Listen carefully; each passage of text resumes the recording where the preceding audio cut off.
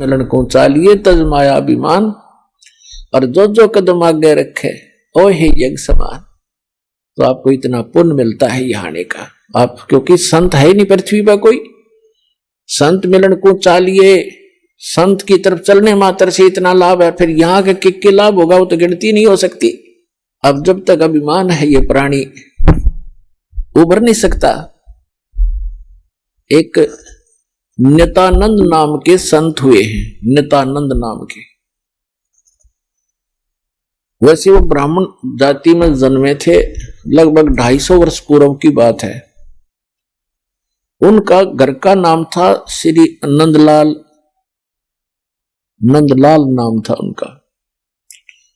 उनके माता पिता बचपन से ही मर गए थे, मृत्यु को प्राप्त हो गए थे। उनका पालन पोषण नाना नानी के घर हुआ था। उनके नाना जी जो थे, नंदलाल जी के नाना जी नारनौल के नवाब के यहाँ एक ऊंच पोस्ट प्राप्त थे। और जब ये नंदलाल जी युवा हुए, ब्राह्मण कुल में थे ये, तो इनको भी वहां एक तहसीलदार की पोस्ट पर नियुक्त करवा दिया। नंदलाल जी तहसीलदार थे, घोड़ा इनको प्राप्त था, बंठन कर चलते थे। उसमें जो तहसीलदार की वैल्यू जनता में होती थी, इज्जत होती थी, आज के तो मेरे ख्याल में मंत्री की बिना होगी। नंदलाल जी का विवाह हो गया था, संतान प्राप्ति अभी हुई नहीं थी। अब कहते हैं ना जाने कब भाग्य उदय हो जाता है प्राणी का। एक दिन नंदलाल जी अपने महल के, अपने मकान के छत पर, गर्मियों के समय में छत पर टहल रहा था। रात्रि में नींद आई नहीं, और उसने क्या देखा कि कहीं थोड़ी सी दूरी पर रात्रि के समय किसी के घर पे कोई संत आए हुए हैं और परमात्मा की कथा सुना रहे हैं, सत्संग कर रहे हैं। अपने आत्माओं पिछले जब से होते हैं पूर्ण हंस मुराद, ये पिछले संस्कार होते हैं जो आदमी परमात्मा की तरफ आत्मा आकर्षित होती है। उसने सारी रात सत्संग सुना, नींद और खत्म होगी।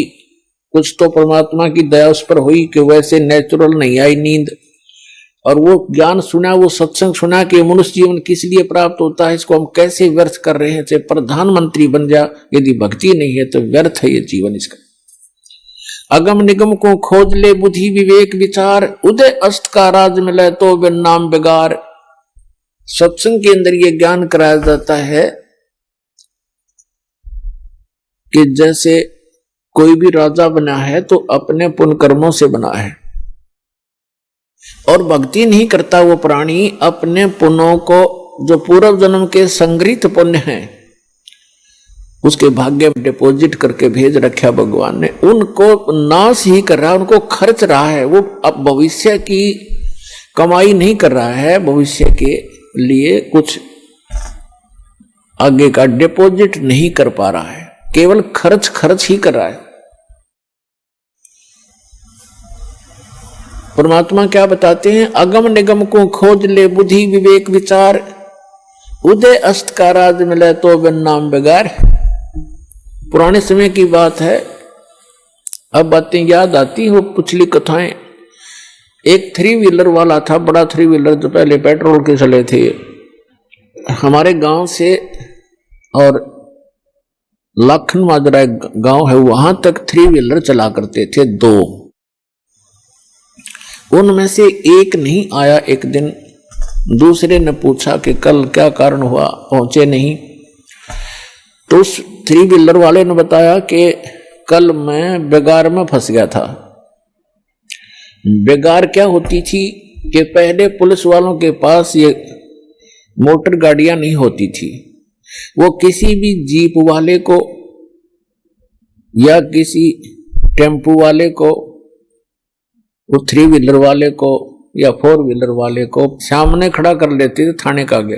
कहीं रेड मारनी हो, किसी प्रकार की कोई भी उन्होंने कहीं जाना होता था क्षेत्र में, तो उन्होंने पकड़ लिया पुलिस वालों ने, और सारा दिन उसको टिकन नहीं दिया। को 20 गांवों के अंदर पहुंचे, इधर उधर गए, और तेल भी उस 3 व्हीलर वाले ने अपने पल्ले से डलवाया, अपनी जेब से। तेल भी उसने अपनी जेब से डलवाया, और सारा दिन मनमाने 200 से 300 किलोमीटर का क्षेत्र तय कर दिया। आम आदमी तेनो दिखा बड़ा स्पीड से चल रहा है, बड़ी कमाई कर रहा होगा, कर रहा था अपने ही पल्ले से खर्च कर रहा था। तेल का भी कमाई तो थी नहीं उस दिन। तो उसको बिगाड़ बताते हैं। तो 3 व्हीलर वाले ने बताया कि मैं ऐसे ऐसे कल पुलिस का फंस गया था बिगाड़ में, और 200 रुपये का पेट्रोल अपनी जेब से फूक का आया, कल कुछ चवन्नी मिली नहीं। उस समय के 200 रुपये आज के 20,000 रुपये, इतना वो खर्च हुआ उसका। तो पुण्यात्माओं, जो आज कोई भी उच्च पोस्ट प्राप्त है, कोई डॉक्टर है, इंजीनियर है, चीफ इंजीनियर है, आईपीएस है, आईएएस है, जज लगे हैं, मंत्री हैं, मुख्यमंत्री हैं, प्रधानमंत्री हैं, या एमएलए एमपी बने हैं, या अन्य कोई अच्छे व्यावसायिक व्यक्ति हैं, धनी हैं, तो वो क्या करते हैं, जैसे परमात्मा उनके लिए बताता है कि अगम निगम को खोज ले, भविष्य के बारे में कुछ सोच और बुद्धि विवेक विचार, उदय अस्त का राज मिले तो वे नाम बिगाड़े। पूरी पृथ्वी का यदि राजा हो, और तो छोड़ो सारे छोटे मोटे शासकों को, कहते हैं पूरी पृथ्वी का राजा हो और उसके पास ये सत्य भक्ति ना हो, अब उसकी चहल पहल न देखे, तो आदमी ने सोचा इस जैसा सुखी नहीं रही तो बड़ा ठाठ कर रहा है। और ठाठ तो कर रहा है, लेकिन अपने जीवन को 12 बाट कर रहा है। पिछले जन्म के पुण्यों को अपने ही पल्ले से खर्च कर रहा हो चक्रवर्ती राजा बनकर, और भविष्य की कमाई उसकी बन नहीं रही, क्योंकि वो बेगार कर रहा है। बेगार तो बेगार वाले की इनकम नहीं होती, पर स्पीड पूरी होती है। राजा का पूछकर एक छोटी सी स्टेट के चीफ मिनिस्टर का शेड्यूल पूछ लो, जिनका कितना का होता है।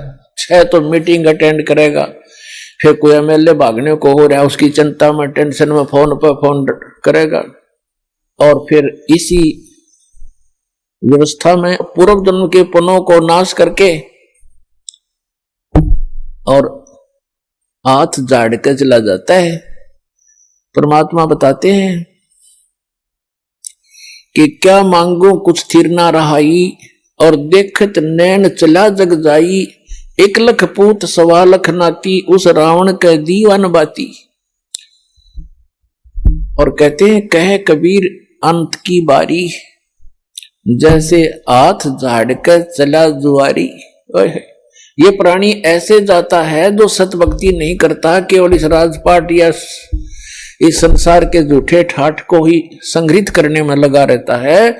जैसे जुए में हारा हुआ जुआरी हाथ मसलता जाता है, खाली हाथ जाता है, रोता पीटता जाता है। तो परमात्मा कहते हैं कहे कबीर अंत की बारी, जैसे हाथ झाड़ कर चला जुआरी। ऐसे जाओगे सतभक्ति नहीं करते तो। अब नित्यानंद जी अपने मकान की छत के ऊपर ये सब ज्ञान सुनकर विचलित हो गया, इतना प्रभावित हो गया, तड़फ उठी आत्मा कि क्या कर रहा हूं मैं, और करना क्या चाहिए था। कुछ ब्राह्मण घर में जन्म, ब्राह्मण लोग परमात्मा को अवश्य याद करते थे, चाहे गीता के माध्यम से, चाहे श्री कृष्ण जी के रूप में, लेकिन पोस्ट प्राप्त होने के बाद इस जीव में अभिमान हो जाता है। आज से लगभग 250 वर्ष पहले ब्राह्मणों की एक बहुत विशेष रिस्पेक्ट होती थी समाज के अंदर, और ये सर्वोच्च कास्ट मानी जाती थी।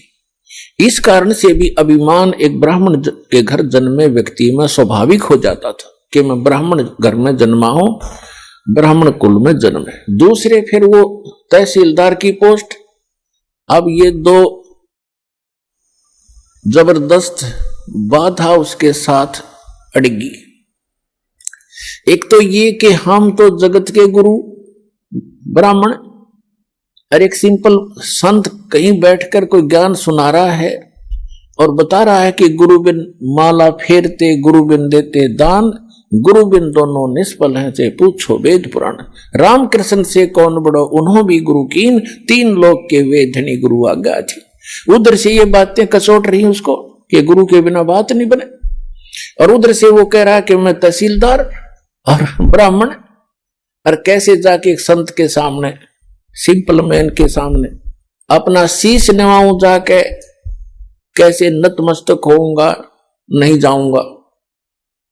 फिर वो बातें याद आती है कि कबीर हरि के नाम बिना ये राजा रसब हो, माटी लदे कुमार के और घास ना नीरे कोई। परमात्मा की वो बातें याद आती, सत्संग के वचन के भक्ति नहीं करी तो जीवन नाश हो गया। और गुरु बनाने जाता है तो कुल के लोग क्या कहेंगे, ऊपर से तहसीलदार, और कैसे शीश निवाऊं जाकर। अंत में पुण्यों की विजय हुई, पाप की हार हुई।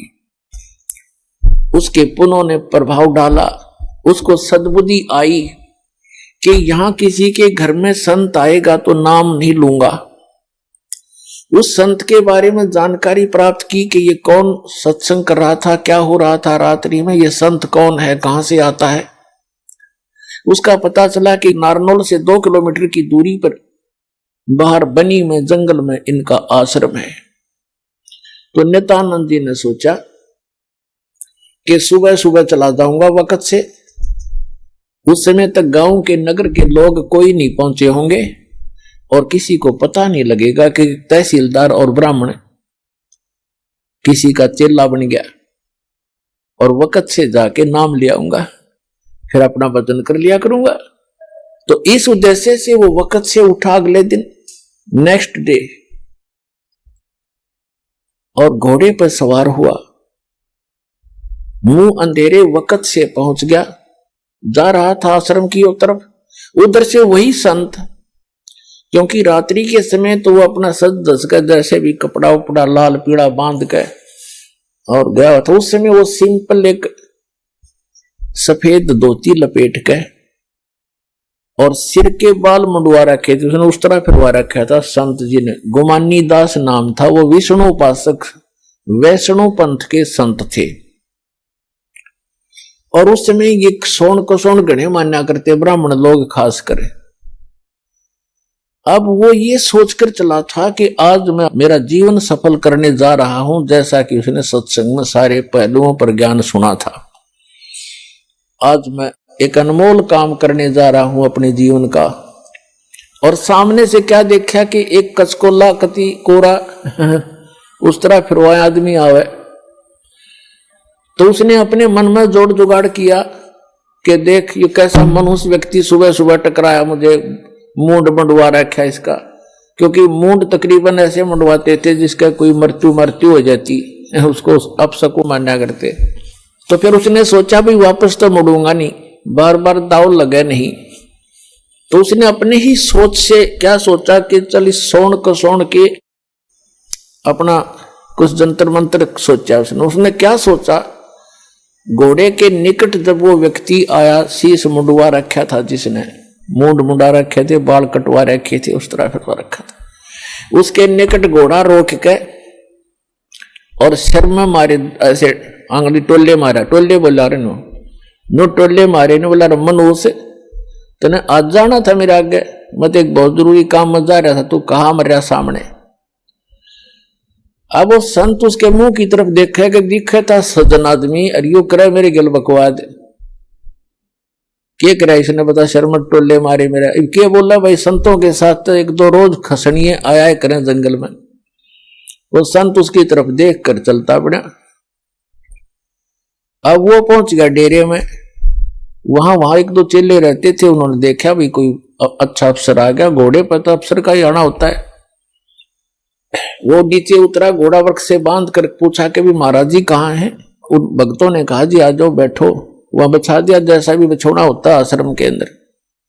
अभी आने वाले हैं, स्नान करके घूम फिर के आएंगे। अच्छा, वो बैठ गया। अब संत जी घूमने गए थे इस साइड से, आगे दूसरी साइड से घूम कर नहा धो के, और वो आकर बैठे, आसन था सामने, और सामने वो बैठा नित्यानंद कति।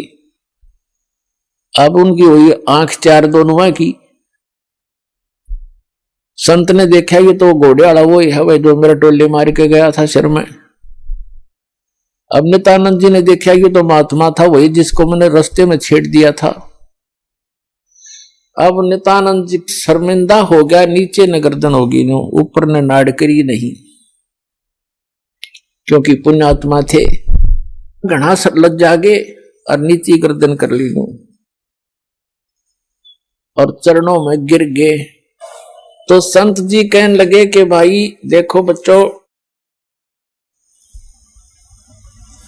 यदि कोई कुम्हार से घड़ा लेने जाता है मटका, तो उसको ऐसे टोले मार मार देखता है खरा है खोटा। तो भाई तुमने गुरुजी को टोले मार के परख लिया, कोई बुरी बात नहीं बेटा, ये सही बात है कि नहीं बाजता। इतना सुन के और चरणों में बुरी तरह गिर गया, क्योंकि उसकी मरोड़ निकालनी थी, उसका एम खत्म करना था परमात्मा ने। और करबद्ध होकर कहने लगा, हे मालिक मैं बहुत नीच आत्मा हूं, और आप सचमुच संत हो, मैंने आपके साथ इतना अभद्र व्यवहार किया, आपने फिर भी मुझे सीने से लगा लिया। अब नित्यानंद जी के और हृदय में यह बात गहरी उतरगी कि भी सचमुच संत है, नहीं तो धमका देता, भगा देता, और नाम भी देता तो हृदय से ना देता तो मेरे आना भी विफल होता। तो संत ने कोई दुख नहीं माना, कोई बात नहीं बेटा, आपका उद्देश्य गलत नहीं था, मैं समझ गया था। जब तुझे यहां देखा तो मुझे आइडिया लगा लिया ये आदमी नेक है। ये कह ये रहा था कि मैं जा रहा हूं शुभ काम के लिए, तू आगे काम मर गया, तो उससे भी उसने आइडिया लगा लिया कि आदमी खास है और प्यासा है भगवान का। तो नित्यानंद जी ने दीक्षा ले ली, और दीक्षा लेकर के फिर उसकी पत्नी ने विरोध शुरू कर दिया। इतना विरोध कर दिया कि उसको ये डर हो जाता है इन बहनों को अज्ञान के कारण कि कहीं ये घर ना छोड़ दे। लेकिन साधु संत जो होते हैं वो घर छोड़ने की नहीं कहते, और जो बुराई छोड़ कर भक्ति करने को कहते हैं। लेकिन उसको जैसे भी आसपास की औरतों ने भी पट्टी पढ़ा दी, ये तो बाबा बनेगा, ये तो घर छोड़ देगा, इतनी भक्ति करता है, रोज आश्रम में जाने लग गया। तो उसने उसके गुरुजी को भी अभद्र व्यवहार कर दिया उसकी पत्नी ने। तो उसने नित्यानंद जी ने देख लिया एक दिन, तो उसने प्रार्थना करी परमात्मा या तो ये मार्ग नहीं याद दिलाना था ठीक से, अपने डले ढो रहा था, कर्म फोड़ रहा था, फोड़ लेता। और हे परमात्मा भी अब बाधा बन के खड़ी होगी, या तो इसने सद्बुद्धि दो, ना इसकी माटी संगवा लो परमात्मा, या तो इसको सद्बुद्धि दो कि ये भी मेरा साथ दे, भक्ति करे, अपना कल्याण करवा ले, और नहीं तो दाता इसने वापस ले लो, तेरी आत्मा ने, मुझे जरूरत नहीं संसार की। कुछ दिनों के बाद क्या हुआ, 5-6 महीने के अंदर उसकी पत्नी बीमार हुई, मृत्यु को प्राप्त होगी, उसने घर त्याग दिया। और यहाँ हरियाणा के अंदर एक जटेला जोड़ है, 4-5 गांवों की सीमा का ज्वाइंट है, इकट्ठा के वहां जंक्शन है, वहां एक बड़ा जंगल सा था, उसमें रहने लग गया। अपने आत्माओं उस समय उस नित्यानंद जी को जब ज्ञान हुआ, उसका नाम नित्यानंद रख दिया उस संत ने, नंदलाल से बदलकर, तब वो नित्यानंद नाम से प्रसिद्ध हुए। तो नित्यानंद जी ने फिर क्या कहा है कि ब्राह्मण कुल में जन्म था, मैं करता बहुत मरोड़, और गुरु गुमानी दास ने दिया कोबद गढ़ तोड़। कि मैं ब्राह्मण कुल में जन्म होने के कारण गणाभिमानी आदमी था, और गुरु गुमानी दास ने, उनके गुमानी दास नाम थे गुरु जी का, कि गुरु गुमानी दास ने यो दिया कोबद गढ़ तोड़। ये कोबद का किला था, मान बढ़ाई अहंकार, और जब तक इसका नाश नहीं होगा इतना भगवान मिला नहीं। सिर सौंप्या गुरुदेव को, सफल हुआ ये शीश, नित्यानंद इस शीश पर आप बसे जगदीश। अब क्या बताते हैं, नित्यानंद जी कहते हैं सिर सौंपया गुरुदेव को और सफल हुआ ये शीश, नित्यानंद इस शीश पर आप बसे जगदीश। अब सिर कैसे सौंपना होता है कि गुरु जी की आज्ञा का पालन करें। आप गुरु पद पर जो होते हैं उनको पता होता है, परमात्मा कहते हैं बहुत प्यारा बालक माँ का। माता को अपना बच्चा बेटा या बेटी बहुत प्रिय होती है।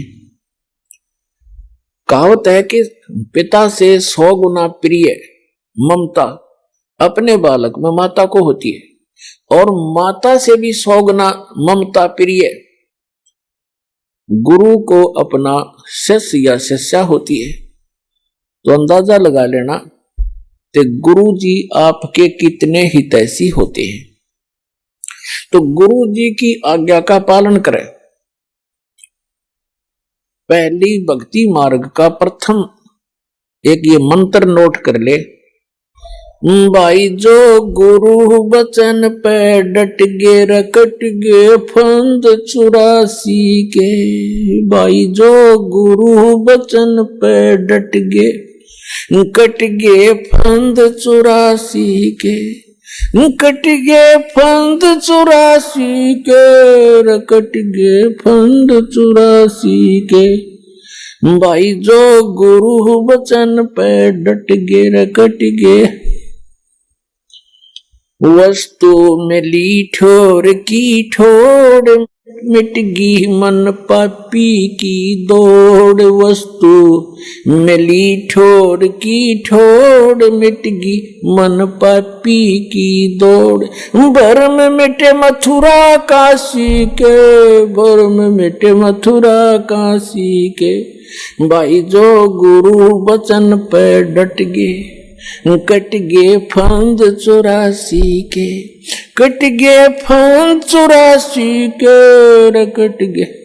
ये एक कवि का बनाया हुआ गान है। इसमें भी बहुत प्रेरणा है कि जो गुरु जी के वचन पर स्थिर हो जाते हैं, गुरु जी की आज्ञा का पालन करते हैं, उनके ये 84 लाख योनियों में दुख पाने के ये संकट समाप्त हो जाते हैं। अब कैसे गुरु की आज्ञा का पालन करना है। सिर सौंपया गुरुदेव को सफल होया ये शीश, नित्यानंद इस शीश पर आप बसे जगदीश।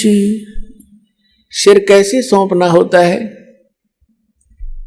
सिर काटना नहीं, गुरु जी के आज्ञा का पालन करना ही सिर सौंपना होता। एक गुरुजी थे, उनके 4-5 शिष्य थे, आश्रम में रहते थे। रोज ही प्रतिदिन शिक्षा यही दी जाती है। प्रत्येक गुरु जो होते हैं ये 5-4 फार्मूले पक्के सिखाता है गुरु को, चेलों को, और ये ही कारगर होते हैं। अब जैसे कोई भी भांग बोता है खेत में, तो वो भी खेत को संवारने के तरीके सारे बता देगा, लेकिन बीज गलत है तो वो सारे तरीके गलत हो गए। बीज ना था, गेहूं बो दी भांग। ये तो बाद में बताऊंगा, लेकिन जो प्रसंग चल रहा है उसी को आगे बढ़ाते हैं। एक गुरुजी थे और वो अपने शिष्यों को शिक्षा देते ही रहते हैं, जैसे प्रतिदिन सत्संग के माध्यम से या वैसे भी टिप्पणी करते हैं, बैठते हैं जब बच्चे, अच्छी शिक्षा देते हैं। एक दिन गुरुजी ने कहा कि देखो भाई, जो गुरुजी की आज्ञा पालन नहीं करते बच्चों, वो कभी सफल नहीं होते, उनको घोर पाप लगता है, उनकी भक्ति नाश हो जाती है। सब शिष्य बैठे हैं, गुरुजी आसन पर बैठे हैं, वो वहां बैठे बैठे सुन रहे हैं। जी गुरुजी बिल्कुल सही है। तो गुरुजी ने कहा कि मेरा एक आदेश है कि तुम मेरे सिर में अपने 5-5 जूते मारो। और ये भी शिक्षा दी जाती थी, गुरु मानुष कर जानते ते नर गए अंध, महादुखी संसार में आ गए यम के फंद। गुरु को परमात्मा की तुल्य मानना चाहिए। अब उनके सामने धर्म संकट खड़ा हो गया। गुरु जी की आज्ञा का पालन नहीं करें तो भक्ति का नाश हो गया, और गुरु जी की तरफ हाथ कर दिया तो कट जाए वो हाथ, इससे अच्छा था। उस गुरुदेव ने कहा रे मैं क्या शिक्षा दे रहा था तुम्हारे को, बस ऐसे भक्त हो मेरी आज्ञा का पालन नहीं कर रहे। नीची गर्दन कर ली। एक खड़ा हुआ, अपना जूता निकाला, गुरुजी के पास आकर बैठ गया और अपने सिर में 5 जूते मारे, मट्टाई मट मट्टाई मट। तब गुरुजी ने कहा भाई डंडी मत मारे, तेरे सिर में नहीं मेरे सिर में कहा था मैंने। तब उस चेले ने कहा कि गुरुदेव इस दास का शीश भी तो आपका ही है।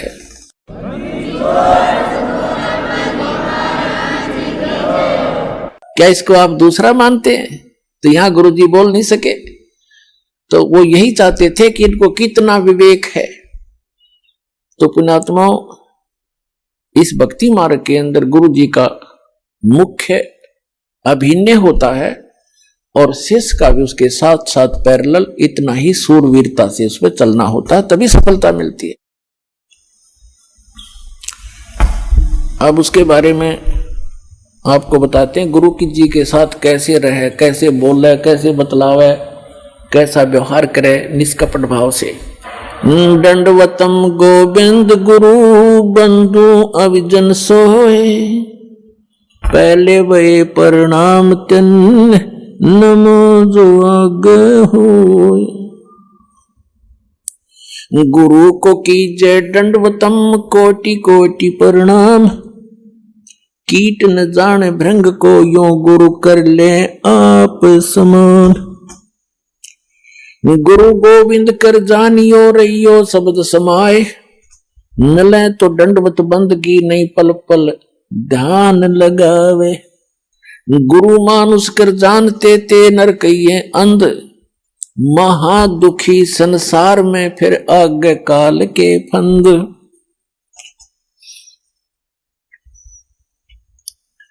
कबीरा ते नर अंध हैं गुरु को कहते और, हरि के रूठे ठोर है भाई गुरु रूठे नहीं ठोर। गुरु गोविंद दोनों खड़े काके लागू पाए, बलिहारी गुरु अपना जिन गोविंद दियो मिलाए। अपने आत्माओं कितना महत्व है सच्चे सतगुरु का।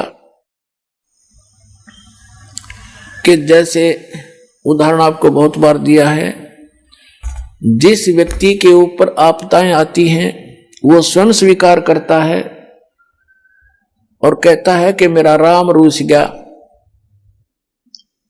मेरा भगवान रुष्ट हो गया, आज मेरे ऊपर दुख पर दुख आ रहे हैं। और जिसके घर सुख होता है उसको अन्य आम व्यक्ति ही कहते हैं इसका राम राज्य है भाई, इसका भगवान प्रसन्न है इसके ऊपर। तो पुण्यात्माओं, पुण्यों से सुख होता है, पाप कर्मों से दुख होता है।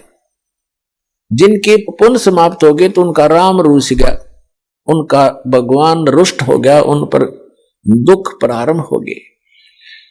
तो जैसे आप खेत में कहीं मजदूरी करने जा रहे हो या कहीं पर भी आप एकांत स्थान पर कोई मटका पानी का भर के ले गए और सारा दिन पीते रहे, जब तक पानी चला तो नो प्रॉब्लम, और पानी जल खत्म हुआ तो हुई प्रॉब्लम, प्यासे मर जाओगे। पुण्य उसको नहीं भरा तो कहां जाओगे?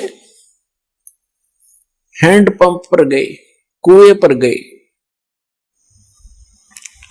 हम यहां हैंड पंप लेकर चलेंगे जिससे एक सटीक उदाहरण बन जाता है। एक तरफ तो हैंड पंप पर गए, मटका भर लिया, फिर आपत्ति समाप्त। जो आपत्ति आई थी जल के अभाव से वो ठीक होगी, वो बला टली। ऐसे ही जो पुण्यों के अभाव से आप पर आपत्तियां आ रही हैं, तो यही फिर राम नाम के पुण्यों का गड़ा फिर भर देंगे। कहां से? गुरु रूपी हैंड पंप पर जाना पड़ेगा अपने। तो ये समझ लिए गुरुजी हैंड पंप है और एक मटके में जल रखा है।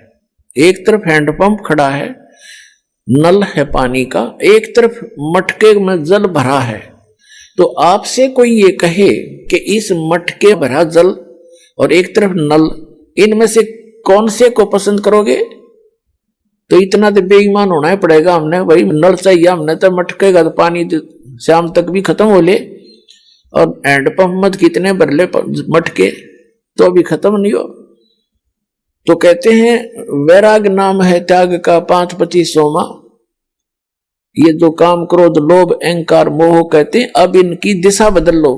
बेईमान हो तो दान करने पर हो, बेईमान हो तो ऐसा बेईमान ना करे, ऐसा लोभ करे जो भक्ति मार्ग में आपको सहयोग देवे। कर्म फोड़न का बेईमाना लोभ करना अनुचित है। तो परमात्मा कहते हैं गुरु गोविंद दोनों खड़े, मटके में जल तो समझ लो गोविंद और नल समझ लो गुरु। इन दोनों में से कहते हैं किसके लागू पाए। आप उत्तर दे रहे परमात्मा, हमारी तो इतनी बुद्धि काम भी नहीं करे। बलिहारी गुरु अपना जिन गोविंद दियो मिलाए। धन है मेरा वो गुरु, वो नल का हैंड पंप जिसने वो राम मिला दिया, जिसके अभाव से हम दुखी हो रहे थे वो पुण्य प्राप्त करा दिए। तो पुणात्मा परमात्मा कहते हैं गुरु मानुष कर जानते ते नर कहिए अंध, महादुखी संसार में आ गई यम के फंद। गुरु गोविंद दोनों खड़े किसके लागू पाए। बलिहारी गुरु अपना जिन गोविंद दियो मिलाए। कबीर हरि के रूठ से गुरु की शरण में जा, और कह कबीर गुरु रूठ गए फिर हर नहीं होत साए। अब जैसे आपका राम रूठ गया, आपके पुण्य समाप्त हुए, गुरु मिल गए तो रोज भर लो बाल्टी दिन में 10-10 बार। और फिर कहते हैं यदि आप जी ने हैंड पंप खराब कर दिया, उसको मिस हैंडल करके, उसकी टेक केयर ना करके, रिस्पेक्ट नहीं की, तो आपका हैंड पंप खराब हो गया, यानी गुरु रूठ गए। फिर आपको वो सुविधा बंद हो जाएंगी मिलनी जो आपको हैंड पंप से मिलनी थी। तो यहां कहते हैं कबीर हरि के रूठता गुरु की शरण में जा, कह कबीर गुरु रूठ गए तो हर नहीं होत साए। अब फिर क्या बताते हैं, गुरु से ज्ञान जो लीजिए शीश दीजिए दान, बहुतक भोंदू बह गए राख जीव अभिमान। बहुतक भोंदुक बह गए राख जीव अभिमान। जैसे नित्यानंद जी कहते हैं ब्राह्मण कुल में जन्म था, मैं करता बहुत मरोड़, और गुरु गुमानी दास ने दिया कुबद गढ़ तोड़। तो सत्संग के हथौड़ों से, इस वचनों के हथौड़ों से हमारे अंदर जो गंध जमा पड़ा है अभिमान का है, तो उसको तोड़ दिया जाता है सत्संग की चोट मार मार के। अब क्या अभिमान इस प्राणी का।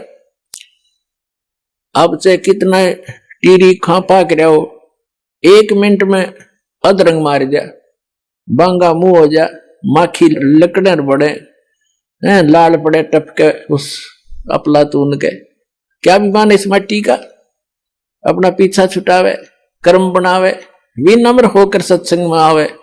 और कबीर साहब कहते हैं ऐसी बाणी बोलिए मन का आपा खोए, और उनको शीतल करे आप भी शीतल होए। तो इसके लिए अपने अभिमान को त्याग कर जो आप बात करोगे, देखना सामने वाला आत्मा कैसे गदगद हो जाएगी। तो एक भक्त के बोलने का, उसके चलने और बैठने का, उसके नजर और देखने का तरीका नॉर्मल होता है, और तभी वो भक्त कहता है। एक वैसे बकवादियों की तरह चल रहा है, बकवादियों की तरह चश्मे लाओ और नो टेढ़ा देखे, वो तो ढेढ़ आदमी है, भक्ति करता है चाहे ना करता है। तो सत्संग के अंदर आकर के सत्संगी कहला करके, भक्त कहला करके, उसमें भक्त वाले गुण स्वाभाविक बन जाने चाहिए,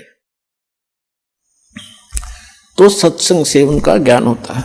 तो क्या बताते हैं, गुरु से ज्ञान जो लीजिए शीश दीजिए दान, और बहुतों को भौंदू बह गए राख जीव अभिमान।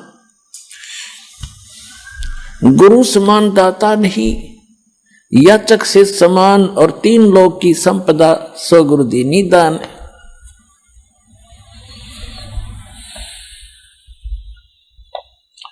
फिर क्या बताते हैं कि कबीर तन मन दिया तो भला किया, सिर का दासी भार, और जय कभू ये कह दिया कि मैंने दे दिया तो बहुत सहेगा मार।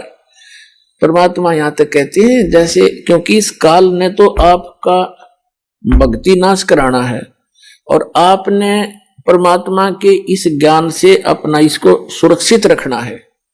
परमात्मा कहते हैं कि जैसे माता गर्भ को रखे यतन बना, और ठेस लगे तो क्षण हुए तेरी ऐसे भक्ति जा। जैसे किसी बहन को, किसी माई को काफी समय के उपरांत या कभी भी गर्भ रहा हो, और उसके उपरांत वो कितनी सावधानी बरतती है उस अपने लाल को प्रफुल्लित करने के लिए, सफल करने के लिए, सुरक्षित रखने के लिए। चलते समय भी ये सोचती है कि ऊंचे नीचे पे पैर ना टिक जा, कहीं धक्का ना लग जा, रात्रि के समय सोते समय भी जब करवट बदलती है तब भी बहुत उदड़ कर पड़ती है, कहीं मेरे बालक का ठेस तो नहीं लगी। तो परमात्मा कहते हैं कि जैसे माता गर्भ को और रख यतन बना, ठेस लगे तो छन हुए, तेरी ऐसे भक्ति जा, जरा सा भी कोई झटका लग गया तो तेरी भक्ति ऐसे नाश हो जाएगी जैसे उस माई का गर्भपात हो जाएगा। उसको कितना कष्ट होता है, कितना रोती है उस समय को कि कैसे बात बिगड़गी। तो परमात्मा याद दिलाते हैं जैसे माता गर्भ को रख यतन बना, ठेस लगे तो क्षीण हो जाता है, तेरी ऐसे भक्ति नसावे। क्या बताते हैं कि किसी को तो सेवा का भी मान हो जाएगा और किसी को धन का, किसी को और किसी दान का। तो पुण्यात्मा परमात्मा कहते हैं कोई भी प्रकार का यदि आप में अभिमान हुआ है तो आपका भक्ति नाशक बन गया। तन मन दिया तो भला किया, सिर का दासी भार, और जे कभी ये कह दिया कि मैंने इतना दान कर दिया तो बहुत सह सिर मार, वो दान तो नष्ट हो ही हो गया और भक्ति हीन भी हो गया। तो कैसे पुण्यात्माओं, जब तक आप जी को ये अध्यात्म ज्ञान नहीं होगा तब तक आप सफल नहीं हो सकते। इसलिए दास का उद्देश्य रहता है कि आपको मैक्सिमम अध्यात्म ज्ञान से परिचित कराऊं, मर्यादाओं से परिचित कराऊं, और तभी आप सफल होगे, मार नहीं खाओगे। जैसे नए नए भक्त आते हैं वो क्या कहते हैं, जैसे उनको दान धर्म करने के लिए प्रेरित किया जाता है जो उनके हित में होता है। पुण्यात्माओं, एक पुराने समय में जब हमारे पूर्वजों के पुण्य अच्छे होते थे, जब कभी कोई वर्षा ना होती थी, गांव के लोग इकट्ठे होते थे और एक सामूहिक भंडारा करते थे, कलेक्शन करके सब तय, और मीठे चौड़ बनाया करते और आपे बना के आपे खाया करते, बैठ कर भगवान तरस कराया करते। न्यों क्या करते, धर्म कर दिया, राम बरसेगा, और वर्षा हो जाया करती थी।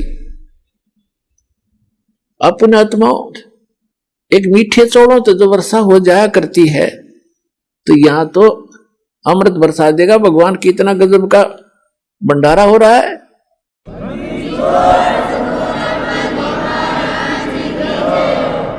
एक भक्त के साथ दो भक्त और व्यक्ति आगे, आम जैसे सत्संग में आम अलाउड करते हैं, आ जाओ भाई, आज सत्संग भी सुन लेंगे।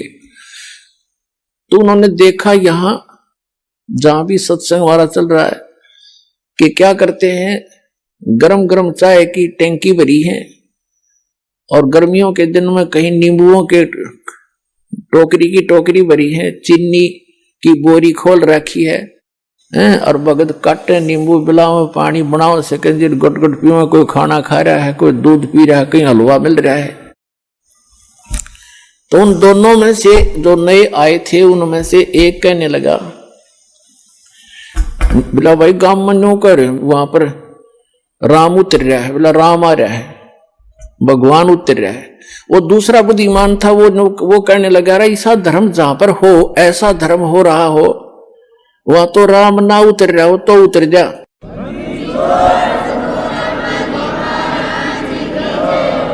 ऐसा धर्म यहां देखा मैंने, जो पुण्य यहां हो रहा है, कितने भंडारे चल रहे हैं, कोई चवन्नी तक कोई लेता नहीं, कितना खाओ कितना पियो।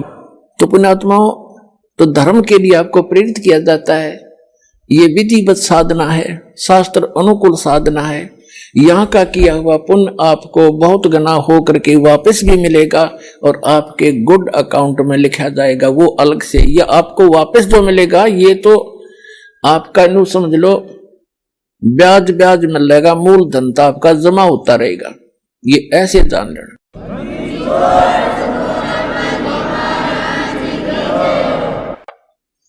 तो जैसे हम दान धर्म के लिए प्रेरित करते हैं, कहते धर्म तो दसके नहीं दसके तीनों लोक, और खैर आए तुम्हें खैर है कि तुम पोख, धर्म का नाश नहीं होता।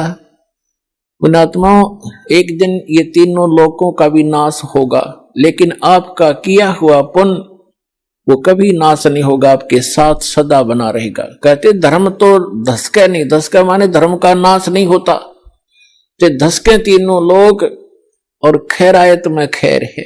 खैरायत माने दान करण में ही आपकी खैर है, सुरक्षा है।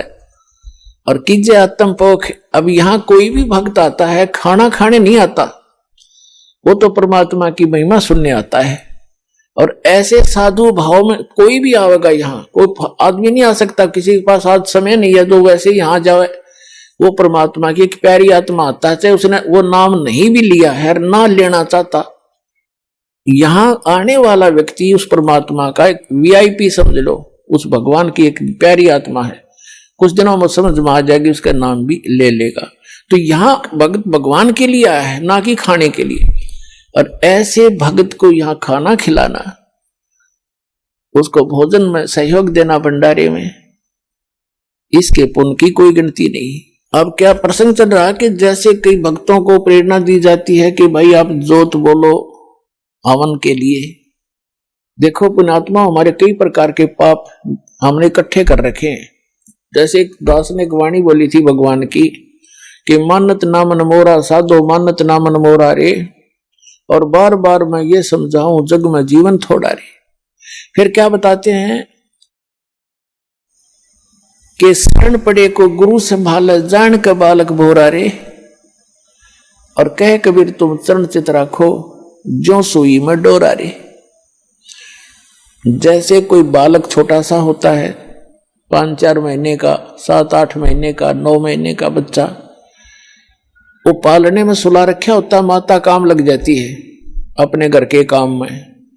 थोड़ी सी देर में वो रोने लगता है तो देख उसको पता लग जाता है माता को, या तो ये भूखा हो गया या इसने टट्टी पेशाब कर लिया। तो जाकर देखती है तो टट्टी पेशाब करके और सारे कपड़ों को भी खराब कर रखे, अपने पैर पूर भी खराब कर रखे हैं, हाथ उथ भी लगा रखा है, टट्टी लगी उसके हाथों के। तो उस माता को वो बच्चा बुरा नहीं लगता, वो उसको उठाती है और नवाती है, खूब साफ करती है, उसके कपड़े धोती है, नए कपड़े पहनाती है, फिर लाड करती है, सीने से लगाती है। उसको मालूम है कि बालक है, इसको पता नहीं, इसने अनजान है, ये ऐसे सारा डोना टट्टी में सना पड़ा है, तो उसको बुरा नहीं लगता। माता को पता है, सब पता नहीं। तो इसी प्रकार आप जब यहां आए हो, इस कलयुग में पहुंच चुके हो, आप इतने पाप कर्मों से सन गए हो और आपको पता नहीं कितने पाप कर लिए, जैसे उस बालक ने कर लिए, उसको पता ही नहीं तू ये क्या कर रहा है। तो ऐसे अबोध जानता है भगवान आपको, ये सत्कर मान ले। फिर परमात्मा कहते हैं कि शरण पड़े को गुरु संभाले और जान का बालक भोला रे। और आपका क्या फर्ज बताया परमात्मा ने, आपका क्या करते हो बताया है कि कहे कबीर तुम चरण चित राखो, जो सुई में डोरा रे। आप अपने गुरुदेव के प्रति इतना लगाव बना कर रखना अटूट, जैसे सुई के अंदर धागा डाल दिया जाता है और नीचे गांठ लगा दी जाए तो वो सुई के साथ लटकता ही रहता है। कहते हैं कहे कबीर तुम चरण चित राखो, उस अपने गुरु जी के चरणों में ऐसे चित राखो जो सुई में डोरा रे, यानी अखंड लगाव बनाए रखना। तो आप जी के जो पापों को ऐसे धोएगा गुरु जी इस सत्संग रूपी जल से, और फिर आपको भक्ति से चार्ज करेगा, दूध पिलाएगा। अपने आत्मा आपको कंपलसरी कर रखा है कि 4 महीने के अंदर आपने आना ही पड़ेगा जो भारतवर्ष में रह रहा है। किस लिए कहा गया है? ये बच्चे हैं, आप अपने बच्चों को एक रोजी रोटी के लिए पढ़ाते हो कि मेरा बेटा या बेटी पढ़ के कोई शिक्षा ग्रहण करके ये कोई ऊंच पोस्ट प्राप्त कर ले या अपना धंधा ठीक कर लेगा। उसको 16 वर्ष का समय, 15 वर्ष, 20 वर्ष का समय दे देते हो, बेटा और ट्रेनिंग कर ले, फलाना कर ले, बढ़िया रोजगार हो जाएगा। और आत्म कल्याण के लिए आपके पास क्या 365 में तो 30 दिन भी नहीं मिलते, तो फिर कैसी भक्ति करोगे? किसा तुम फिर ड्रामा, फिर तो ड्रामेबाजी है। तो कहने का भाव ये है कि आप जी को इसलिए बुलाया जाता है कि यहां आने से आपको घना पुण्य मिलेगा, आपकी आत्मा को ऐसे परिपूर्ण कर दिया जाता है। जैसे बच्चा छोटा सा गली में खेल रहा होता है, माता को पता है कि खेल में व्यस्त है और समय पर आहार इसको नहीं कराऊंगी तो ये दुर्बल हो जाएगा, बीमार भी हो सकता है, रोगी भी हो सकता है। वो खेल रहा होता है अपने बच्चों में, भाई बहनों में बाहर, और व्यस्त होता है। माता उसको उठा के लाती है कि चल दूध पी ले, वो रोता भी है, वो घसीट कर लाती है कि ना चलना पड़ेगा चल, उसको दूध पिला देती है, फिर छोड़ देती है। वो तो दूध पीता पीता भी न समझा कि छोड़ दे माँ, भाग लू मैं। माँ को पता है कि इसमें मैंने पाइया दूध डाल दिया, ये कितना खेल ले हो, शाम में फिर डाल दूंगी। तो पुण्यात्माओं, ये दास चाहता है कि आपको यहाँ दूध के गिलास पिला दूं और फिर तुम खेल आइयो संसार में और फिर आ जाना।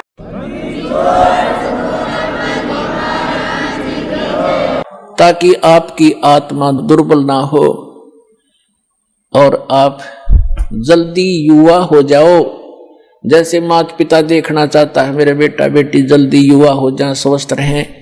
दास के आप बेटा बेटी हो, आत्मा के पिता गुरु होते हैं और शरीर के पिता माता पिता अन्य होते हैं। तो दास उस दृष्टिकोण से है, जैसे आपको बताया था कि बालक प्यारा बहुत ही माँ का, उनसे बढ़कर शेष गुरुओं का। तो आप जी गुरु जी को जो बच्चे होते हैं, शिष्य होते हैं, वो माँ से भी कई गुना 100 गुना अधिक प्यारे होते हैं। इसलिए आपको बार बार बुलाया जाता है, संत मिलन को चालिए तजमाया अभिमान, और जो जो कदम आगे रखे ओ है यज्ञ समान। तो कितना परिपूर्ण हो रहे हो आप, और आप कितने भूखे हो, कितने खाली हो चुके हो, इतना पुण्य कराया जाएगा आपसे यहाँ पर। और जब जाके आपकी स्थिति ऊपर उभरेगी, इतना माइनस हो गया, आपके पुण्य पाप इतने बढ़ गए। अब क्या बताते हैं कि परमात्मा क्या कहते हैं कि जैसे भक्तिहीन प्राणी जो होता है, आपको कितना त्याग किया जाएगा, पर परमात्मा कहते हैं कि आपको एक श्वास उस श्वास का ऐसा मंत्र दिया जाएगा सतनाम, जिसके एक ही सिमरण की इतनी कमाई बनेगी आपकी। कहते हैं सतनाम तराजू के एक पालड़े में, और पृथ्वी लोक, स्वर्ग लोक और पाताल लोक, ये तीनों लोक तो पासेंग रख दे, जो सौदे में नहीं है। इससे हटकर इस ब्रह्मांड के अंदर जो 14 लोक हैं, विष्णु जी का लोक, शिव जी का लोक, इंद्र का लोक और शंकर जी का लोक, दुर्गा का लोक, और ऊपर ब्रह्मलोक, और उस ब्रह्मलोक के अंदर और धर्मराय का लोक, ऐसे एक इंद्र का अलग से लोक है, एक कॉमन स्वर्ग है। इस तरह के 14 लोक चढ़ा दे, और एक श्वास उस श्वास के सतनाम की परम संत से दीक्षा लेकर के सिमरण की कीमत एक पालड़े में रख दे, और 3 लोक पासंग रख दे। कहते तो ना तुले तुलाया राम रंग होरी हो, सतनाम पालड़े रंग होरी हो, 14 लोक चढ़ावे राम रंग होरी हो, 3 लोक पासंग धरे रंग होरी हो, तो ना तुले तुलाया राम रंग होरी हो।